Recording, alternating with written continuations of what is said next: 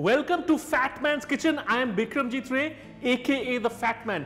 Today I'm going to do a real favorite recipe of mine. It's a recipe which has been around for ages. It's rich, it's textured, and it's something that you would associate with Indian food anywhere in the world. I'm talking about Paneer Butter Masala.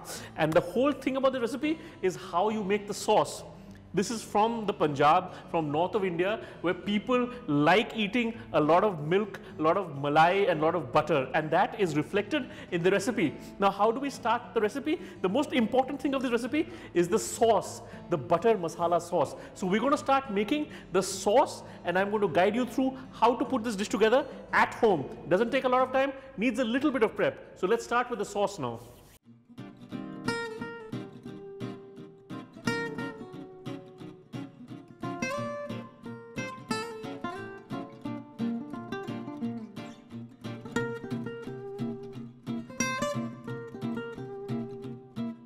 We're going to add a little bit of chili powder, about half a teaspoon. This is also to taste. Half a teaspoon of coriander powder. After that, we're going to add some garam masala powder. All of these you can get at any Indian store.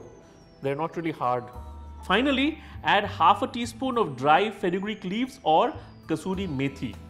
Then we're going to add some tomato sauce.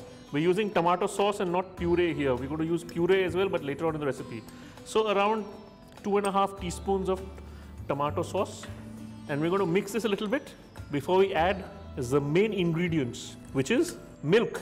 Try and use full fat milk. We're going to use about half a cup. That's it. And then we make this sauce and we keep it. Now we're done with that. We're going to now switch over to the pan to continue with our recipe. So in a pan, I am going to add 2 teaspoons of clarified butter or ghee. Into that, I am going to toss in these pieces of cubes of paneer or Indian cottage cheese. I've got enough for 2, it's about 200 grams.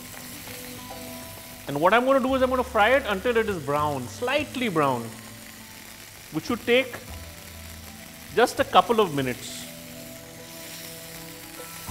Now you have a choice of not frying it and putting it in raw as well, but a lot of people, especially in India, we like to pre-fry a lot of our foods because the recipe itself is going to be really quick. Alright, my paneer is brown, I'm going to take it out.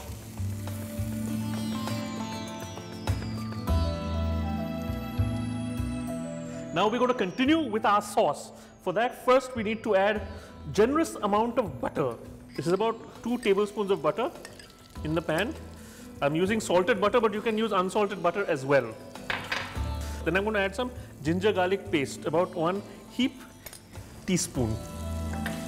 After which, we're going to let the ginger garlic paste cook for around a couple of minutes so that the rawness comes out of the paste. Once the ginger garlic paste is done, we're going to add some onions. 1 finely chopped onion. Always goes a long way.